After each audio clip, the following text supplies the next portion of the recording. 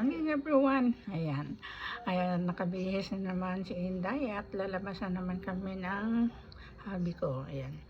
So, malamig sa labas. Kaya naka-ready na tayo.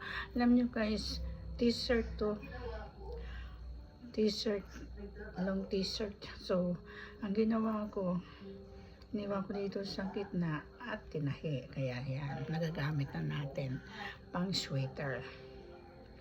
Kaya hindi naman natin nagagamit at wala yung mga long shirt. So, ang gagawin natin, marunong ka, may makina ka, hatiin mo na lang, tapos gawin mong sweater. Ayan, diba?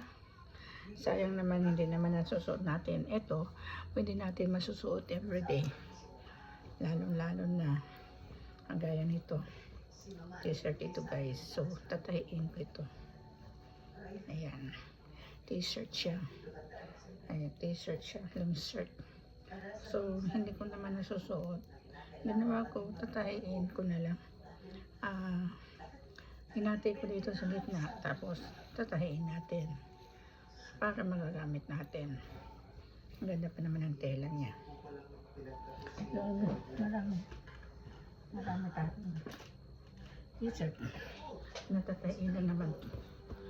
Ayan, t-shirt. T-shirt tusok ngayon. Ayan. Hinati ko siya. Tapos ngayon, tatayin na lang natin. Ayan. Para magiging sweater.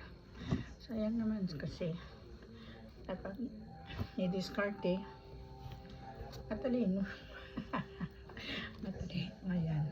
Diba? Ang ganda naman siya. Magiging sweater. Panglamig. Tatahiin na lang. Tapos ito guys. Minsan ayaw ko kasi sumuot ng mabang t-shirt. Yung long t-shirt. Ayun. So ngayon, hinati ko siya. Ayan. So, tatahiin natin yan. Para magamit natin. Pang sweater. Pang lamig. Ayan ito. T-shirt. T-shirt ito guys. So, ayan. Marami kasi akong ganito. Hindi ko naman nasusuot na gusto ko yung sweater. Tatayin lang natin yan guys. So, para magiging sweater natin. Ayan, ito din. Ayan, diba? Maganda siya pag sweater. This, ano din to? Blouse. So, ginawa natin. Kinupit ko dito sa gitna. Ayan. Ayan. So, tatahiin na lang natin yan para magiging maganda tingnan sa labas. Ayan. Diba? Pero ito, matagal na nakatango ito sa drawer. So, para magamit natin, naman ko ng paraan. Diskarte. Ay, yung mga hindi ko na talaga masusuot na mga yung iba nito, tinabas-tabas ko, ginawa kong comforter. Dugtong-dugtong lang, tatayin mo lang. Tapos siyempre, mayroon tayong mga sukatan. Ayan. Ayan. So, ito naman tayo, kaya mayroon tayong makina. Basta may makina ka, marunong manahi.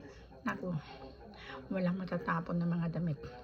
Kasi, naisip ko, ito, hindi naman uso sa Pilipinas. Ang mga long shirt, ayaw nila suotin, lalo na pag malaki. So, kapag ginawa mong sweater, sambra, kahit matanda bata, pwede nilang suotin anytime, kahit saan sila pumunta, susuot nila. So ngayon, ganito ang gagawin ko. At tatahiin natin, tabasan natin dito, biyakin natin para masuot. Siyempre ako din, ayaw ko rin masuot ng t-shirt, ng long shirt, kasi mainit na. Ay kung ito, kahit may tis, may suot ka sa loob, pwede ka magsuot ng sweater kasi yan ang nakasanayan natin, di ba? Okay, bye. Thank you for watching. God bless you.